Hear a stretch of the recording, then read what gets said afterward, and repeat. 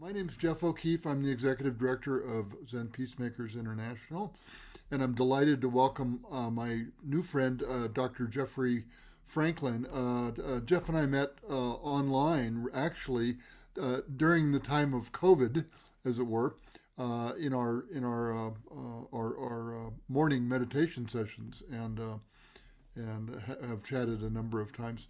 Um I'm going to let Jeff say as much about himself as he'd like to. His website, Jeffrey Franklin, Jeffrey, Franklin.com, has a great bio. Jeff's a PhD, an educator, a scholar, a poet. He's published two books of poetry, it looks to me like, and a number of scholarly works over the years. And he's a practitioner, having ordained as a layperson with Thich Nhat Hanh in 1999. I live in Boulder, Colorado, and Jeff lives in Denver. And one of these days, we're going to meet for coffee. I think. Absolutely. I look forward to it. I would hope Thanks so. so much, Jeff. Um, Jeff just published a new book of poetry called "Where We Lay Down" just this year, and I'm gonna mute my there it is, and I'm gonna go ahead and stifle myself here and let Jeff read a selection from this book, Yeah, and well, hopefully we'll have time for a few. yeah, you may notice that the cover is also behind me on the wall, and that's because the artwork on the cover of the book and in the section breaks of the book, I also have pieces of art, and they're by my father, James R. Franklin, who was a visual artist in the southeastern United States and showed and sold his work for 50 years. He's dead now, Oh, and I miss him terribly. But the book is kind of an homage to him. The artworks in the book are in black and white. Um, I thought I would start out with a poem. And, the reason I was attracted to Zen Peacemakers International is because, obviously, of my Buddhist practice, but also because I've been a peace activist for a long time. I remember opposing the Vietnam War, in fact, in my teen years. So the book is in 6 sections, and the sections are fathers and sons. The second section is called Making Love, which has a lot of sex in it. And the third section is called Making War. And that's oh, where I have a number of poems about war and peace. It includes a poem on Huck Finn during the Civil War and a poem on um, video game war and how video games contribute to our culture of war in the United States. And I have a poem on war in 15th century Ireland. But the poem I'm going to read you right now is called Honk for Peace, which is I took from a placard that was being held by a peace activist on the side of the road here in Denver in front of the Capitol building about 20 years ago. oh. Um, right. So, um, and in fact, we just ended the Afghanistan war. And really, I'd like to I didn't dedicate this poem to the Afghan people or to our own veterans uh, in the book, but I'd like to do so today. It has well, I'll just go ahead and read it to you. Um, the stately Capitol's gold-plated dome looms severely against an El Greco sky, and hanging from its marble entablature, a flag big enough to drape a dozen caskets lolls in a groundswell. Marble steps crescendo down the slope to a level terrace where, in a fountain gushing red geraniums, a bronze soldier readies himself for battle perpetually. The fishbone of a memory of wars now distant, just, and cleanly ending. It is he whom they have come to petition, these protesters lining the curb with posters. Each stoplight sends a stream of faces peering as from within TVs. Blank gazes flicker one way or the other, A bird is flipped from a fuming SUV. One cell phoned mother with kids strapped in beep beeps. A businessman flashes a V for victory or peace.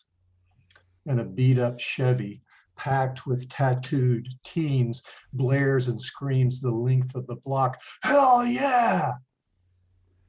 Then the local news hound vans up on the curb live at 5 with the media poll outliers.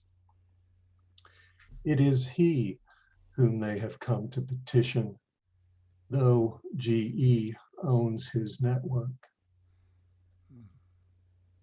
Standing vigil, they brave the cold and chant, watch for the few who in an instant's startled recognition witness their own unsayable deep wish and shoot quick smiles.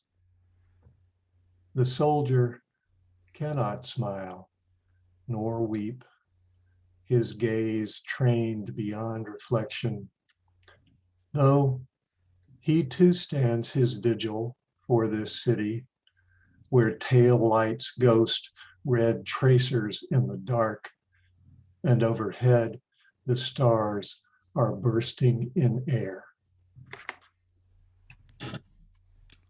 Thank you. Thank you. That that is vivid. Having been as you have in many of those settings, demonstration settings, going back into the '60s, Yeah, that really brings that to life. One of the things that it reminds me of is that it's so difficult to really talk about war when it's going on, with others. And the emotions just run so high and they become very personalized, of course, as they should. Where people have family members in harm's way, let's say. And it almost becomes impossible to talk about the issue itself because we're personally engaged that way. And I don't want to take up too much airspace here, but to some extent, the defenders of our wars have used that as something of a cudgel, I think, rhetorically, in the sense of that conflating that if you oppose the war, then you oppose the troops. yeah. And it's so complicated in our society right now, which is so divisive. I'm a university professor at CU Denver, and um, I have, I think, 3 or 4 veterans in one of my current courses right now. I have people that are, in the National Guard and potentially could go into active duty. And so I deal with I have a lot of contact with veterans, and I try to be as respectful and kind in relationship to people who may or may not share my political views. Yeah, And I wanted that poem, even though it's a sort of anti-war poem, to be respectful of those who served in Afghanistan, and try to carry the spirit in a way that I value in Zen peacemakers, um, into the way that I try to interact with other people. yeah, yeah. One of our one, one of our practices, I guess I could say, that that from time to time I think can be somewhat challenging for others is in bearing witness to these kinds of things that happen. We work hard to not be positional, to not take a position. Not knowing. Yeah, and I think at times people have really wanted us to be a strong voice in opposition to one thing or another, or in Yeah, support of one thing or another, and against the other thing. Really, really moving into the binary, and as a practice, we avoid that and try to hold all of the elements of the situation. Yes.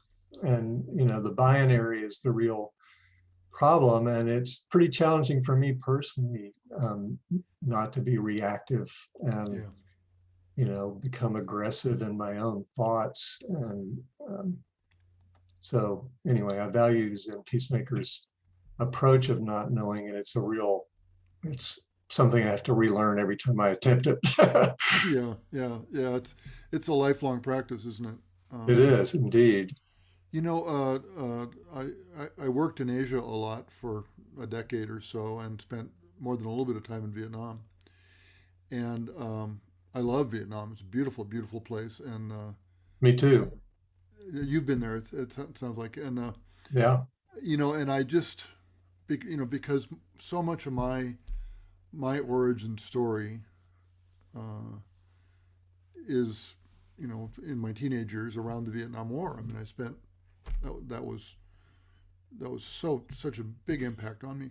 Um, when I was there, I found myself looking, and it's a very young population, but I found myself looking at the guys that I could kind of guess were about my age, Yeah. and it, it, it brings a tear to my eye to think about it. And I just really had this sense of looking across this span of time and space, almost like, who were you then? Right. How was it for you? And I'm sorry. No, I right. I mean, and I had that same experience. And my son and I went and did a week-long motorcycle trip in Vietnam.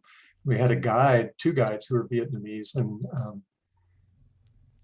we had a lot of interesting interactions with them about war. I can only And imagine.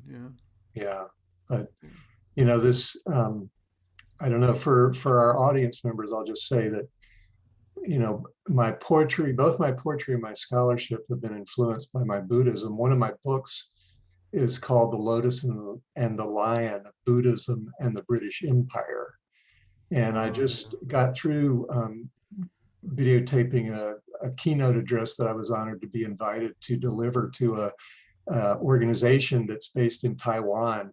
It was the 29th annual conference of the Republic of China English and American Literature Association. I'm an English professor. And the title of the conference was The Immaterial. And in my mind, that connected greatly with non-dualistic thinking and with shunyata. Mm-hmm. And in fact, the last section of this book is titled Full Emptiness. Yeah. And again, I'm alluding to shunyata. Yeah. And maybe shall I read another poem, John? Yeah. I was just going to say, let's have you read another one and see what it brings up for us, and remind us what section this is from too. Well, this is from the last section. This is actually the last poem in the book. Maybe I ought to save that one. Let me see, what else could I read? Okay, here's a poem from the second to last section, or third to last, which is called Homing. And it's about places that we've lived, in the houses and rooms and people that we've left in our past, in a sense. And this poem includes both a house here in Denver where the poem commences, and then it moves to a boyhood house in Tennessee where I grew up, Mm-hmm. and my unresolved issues with loving my parents and my family, and having left the South to get away from certain things, frankly. Mm-hmm. The poem is called Awake. Awake. In the Buddhist sense. Mm-hmm. Now, non-Buddhist readers will not know that about the poem, but you guys will. Mm. At dawn's window, the Virginia creeper, its long summer of stretching to block the sun, now hangs on the screen on that moment when green goes to translucent saffron.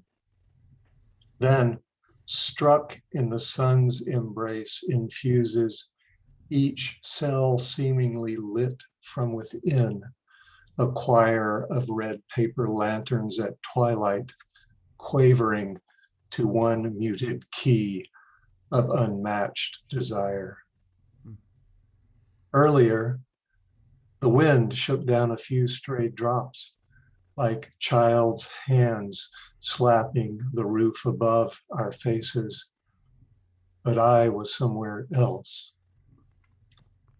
The old density of unhealed love, inhabiting that landscape, atmospheric, the house a listing gingerbread Victorian, with candled windows winking through hemlocks, rickety jams and vision warping panes, a home for last legs gentry in a Chekhov play, and weather to match, frighteningly bitter, the coal fire blue tonguing the grate, the fiercely quivering red coils of heaters, no match for air shot through with the black floss of icy breezes. And yet, a manic festivity, a roasting aroma from the kitchen, glasses clinking, a card game in a farther room, the levity of uncles, the laughter of children under the stairs, ending in cloistral bedrooms, mountainous plumeaux, and hand-wound clocks whose shattering ticks portend avalanche and blanketing snows. Did I or did I not choose to wake here, still who I was then, but 7 times different? And is not this a making from what's given, the self dying and reborn in every instant? Mm-hmm. Lovely. I really like that. Oh boy, if we had more time, there are um, so many word pairings in there that I really the levity of uncles was really evocative for me. The uncles were always the guys, and the aunts too. Actually, I grew up in a very matriarchal, big Irish family. Yeah. I've got 50 first cousins, and Wow. it was always the aunts and the uncles who got to be irresponsible. Well, and to be a little crazy, and if you're a child among those kind of wacky aunts and uncles, they sort of provide a different model from your parents who are trying to, your parents unavoidably are often just trying to be upstanding and to make sure everything happens right. But your aunts and uncles, they can get wacky, and that's wonderful fun. Yeah, I like the levity of uncles. Your parents are trying to kind of keep you on the straight and narrow. Yeah, yeah, Your aunts and uncles are trying to poke the little bear a little bit and see what he'll do. yes. That's beautiful. The gingerbread house is in Denver, or was that in Tennessee? That's the one in Tennessee, and it's the poem starts in bed in Denver, and then it takes us to another place, and that's the speaker, who is very similar to the author, thinking about, wow, okay, I'm waking now in Denver and I'm looking around in this world and I'm so far away from that past, and yet that past is still in me. And I'm still reliving these scenes, and they're both fraught with the intensities of, love and hate for our parents, depending on Right. where we are in our maturation process and in our relationship with them. And then we're sort of returning at the end of the poem to being back in Denver and saying, did I not choose to wake here, still who I was then, but 7 times different, and which self is me? And, the whole Buddhist doctrine of anatman, or not self, Yeah, yeah. is what I'm thinking in the back of my mind as I'm writing. But again, non-Buddhist readers will not necessarily pick up on that. On the nothing that endures. Yeah, yeah. Yeah. I want to make sure we have time for you to read one more, but I want to ask you, and I, you know, I dabble in writing creatively for myself. Uh, I'm really interested in your process. Are you are you a disciplined writer? Do you? I don't know. I don't. You know, some writers I know are you know very much. I get up at 6. I have my coffee and I write until 11 in the morning, and then I go do something else. Uh, and I'm absolutely not that way. I'm an opportunist. It's when it comes, I sit down and write it down. But otherwise, I don't have any discipline at all. Yeah. How are Well, you? I would just say enjoy the process. And, that I know that's really easy to say and almost dismissive, I suppose, forgive me. Um, but what happens to some people is that they get too professional about their writing and then they lose some of the love. And I've had that experience. My poetry writing has sort of gone up and down over the years. I've been writing scholarly books intermittently with poetry, and I do feel a bit of a tug between those two parts of myself.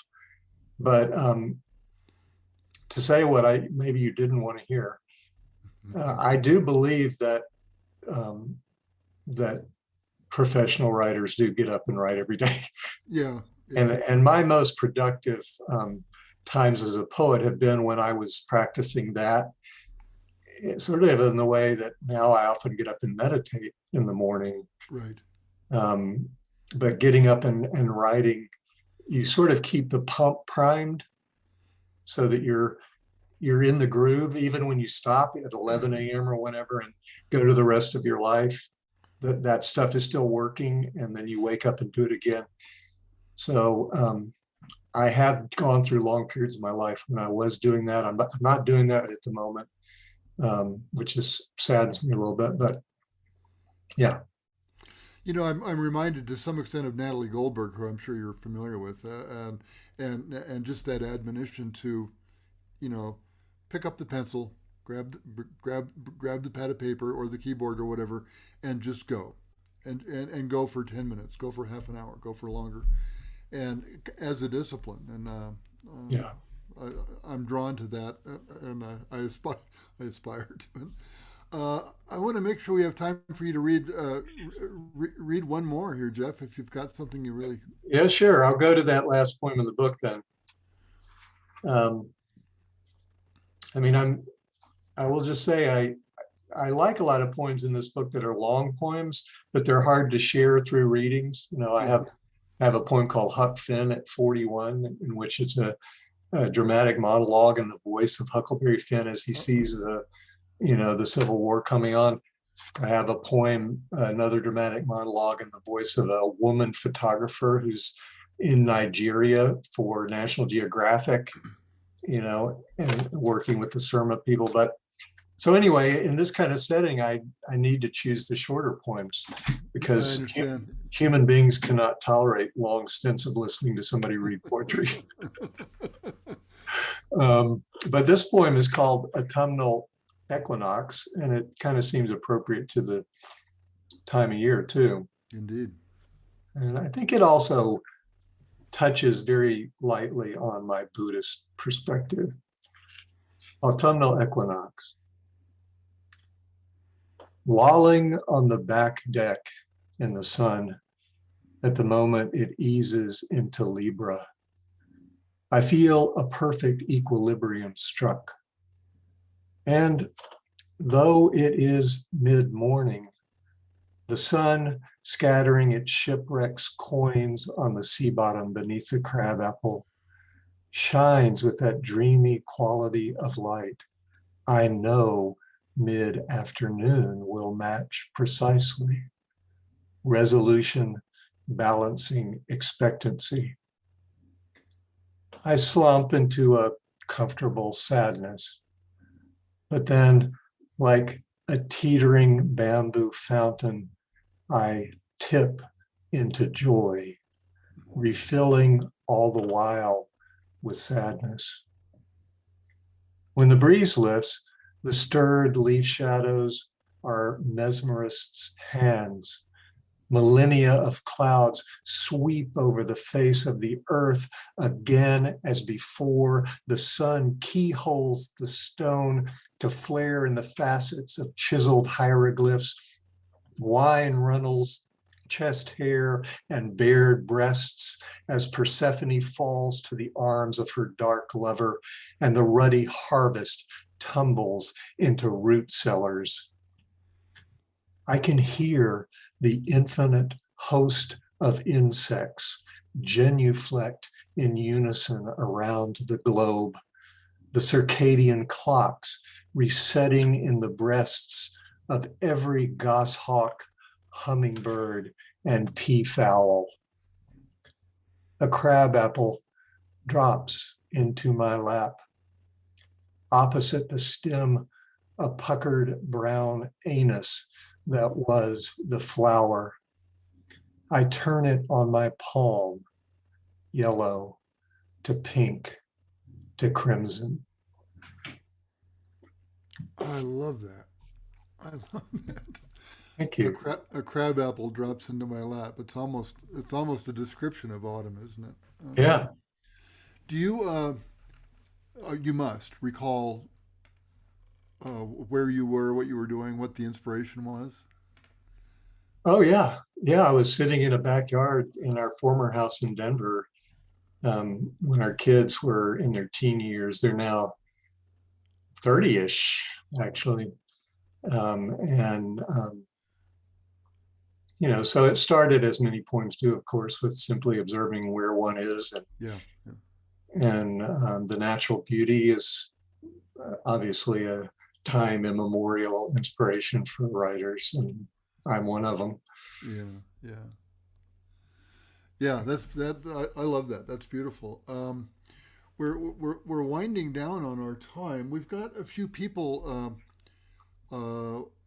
viewing on Facebook, and if anybody has we probably have time for one, I think. But if anybody has a question you'd like to type into Yeah. Facebook, Hoden might be able to relay that to me, and I'll wait here a minute to see if anybody has a comment. Before we let you get away, however, where can we buy your book? Oh, the book's available on Amazon, Okay, and good. it's also available through the publisher, which is Kelsay Books, Kelsay. And here in Denver, if you're local, you can get it through the Book Bar, which is up in the Highlands. But yeah. Good, good. But not tattered cover though. Well, no, I mean, Tattered Cover, I'm trying to get them to put it on their shelves as well, but it's actually not out through Ingram's, which is a sort of book wholesaling house. It Oh, just good. was published at the very end of August, and um, so as soon as it gets into Ingram's, they'll have it at the Tattered Cover as well, and they'll be glad to order it, I'm Oh, sure. good, good. Whenever we do this, I like to try to support the independent booksellers. Yeah, They well, Book Bar is another one, smaller than Tattered Cover, but yeah. good, good. And we did get a question. Hoden just sent this over to me. Is there an audio version of your book for some of the longer poems? And if not, are you thinking about doing that? Well, gosh, I mean, of course, I would love to do that. I don't even know how one goes about getting such. I would feel honored to be asked to do something like that, and nobody's asked me yet. Um, I thought I would put a number of poems of mine on YouTube, which I haven't done yet, and recording, and maybe I could do the Huck Finn poem. And I'd love to hear that. I really would. That intrigues me. yeah, But we're probably of a similar age. I recall late 50s, early 60s, whenever it was. Public library reading Mark Twain in the summertime. I mean, it's an yeah, indelible image. Indelible image. yes, and it's still beautiful writing. Yeah, yeah. Let's see. The question also include: is there an audio version of your book with actors? If you had somebody read your poems, whose whose voice would you want? That's a funny question to ask you. I don't Yeah, know. yeah. Well, it's funny. I was listening to NPR this morning, and Jen White was interviewing Ethan Hawke, who is an actor, Sure. Yeah. and he's not. Sorry, Ethan, to say this. He's not a great actor, but he's an interesting and complex actor, and he's written a couple of novels now, which is why he was being interviewed. Anyway, I was thinking, wow, this guy seems kind of like me, you know. So I'll just say Ethan Hawke. Okay, there you go. We'll go with that. Oh, get Tutu to read some. I don't know if they mean Desmond Tutu or who they're Yeah, talking about.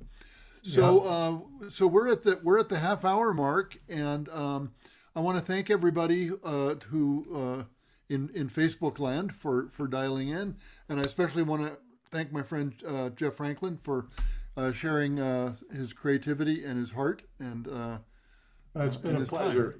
Yeah, Thanks to all of you for who are listening. I'm afraid I can't see your faces or anything because I'm on Zoom, you're on Facebook, but thank you for being here, and be well.